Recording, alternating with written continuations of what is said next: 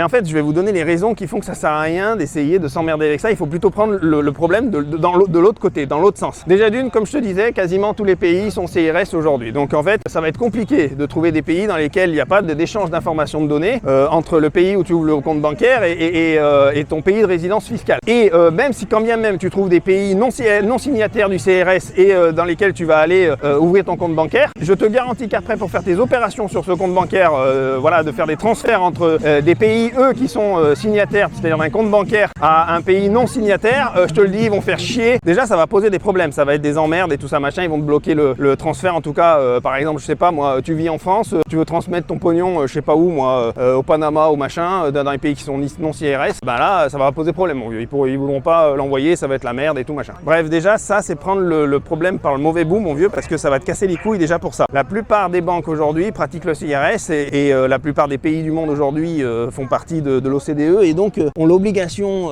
bancaire, attends je vais passer là-dessous, voilà, hop, ont l'obligation, en tout cas leurs banques sont obligées de transmettre les données à ton pays de résidence fiscale.